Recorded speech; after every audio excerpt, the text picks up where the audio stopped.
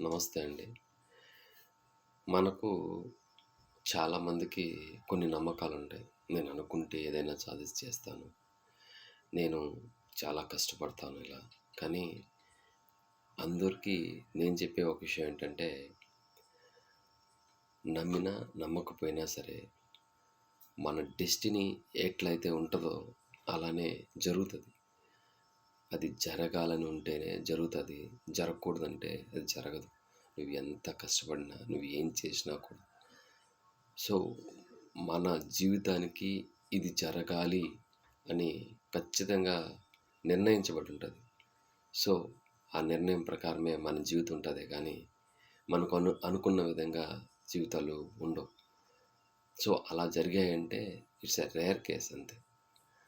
అంతేగాని లేని దాని కోసం, రాని దాని కోసం ఆలోచిస్తూ, బాధపడుతూ, మదన పడుతూ, వ్యసన పడుతూ మనకున్న అంతో ఇంతో జీవితాన్ని సర్వనాశనం చేసుకోవడం కన్నా, మనతో ఉన్న మనుషులు, మన కోసం ఉన్న మనుషులతో సంతోషంగా, హ్యాపీగా బ్రతకాలి. కానీ ఇప్పుడున్న సమాజం నీకు ఎంత డబ్బుంది, నువ్వేం జాబ్ చేస్తున్నావు, ఇదే ఆలోచిస్తుంది. దీన్ని ఆలోచించే మనతో బంధాలు, బంధుత్వాలు, సంబంధాలు ఏర్పరచుకుంటుంది. కానీ వాళ్ళకి తెలియని విషయం ఏందంటే, ఇవన్నీ కూడా అశాశ్వతం. ఏదో ఒక రోజు మనం చనిపోయిన రోజు అన్నీ వెళ్ళిపోతాయి. బంధం కూడా వెళ్ళిపోతుంది. మహా అయితే ఏమవుతుందంటే, ఒక 10 రోజులు ఏడుస్తారు, లేదా నెల రోజులు ఏడుస్తారు, సంవత్సరం రోజులు ఏడుస్తారు. తర్వాత వాళ్ళ వాళ్ళ జీవితాలు వాళ్ళు బిజీ అయిపోతారు.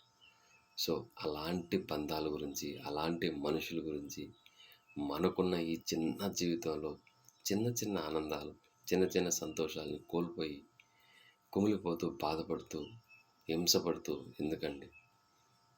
మనం జీవితంలో ఏదైనా సాధించామంటే ఆస్తులు, అంతస్తులు, డబ్బు, హోదా కాదండి. నిజమైనటువంటి సంతోషం, హ్యాపీనెస్, ఎదుటి వ్యక్తితో మనం ఎంత సంతోషంగా ఉన్నామనేది మన మీద ఆధారపడి ఉంటుంది. ఎదుటి వాళ్ళ మీద ఆధారపడి ఉండదు. ఎదుటి వాళ్ళు గొప్పోళ్ళైతే మనం సంతోషపడం, ఎదుటి వాళ్ళైతే మంచోళ్ళైతే కాదండి. మనం మంచోళ్ళం, మనం మంచిగా మాట్లాడాలి. అప్పుడే వాళ్ళు మనకు మంచిగా కనిపిస్తారు. ఎదుటి వ్యక్తిలో తప్పులు చూసే కొంది ఎప్పుడు కూడా జీవితంలో మనం సంతోషంగా బతకలేము.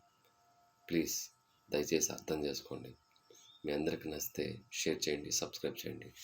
థ్యాంక్ యూ వెరీ మచ్ అండి. జై హింద్.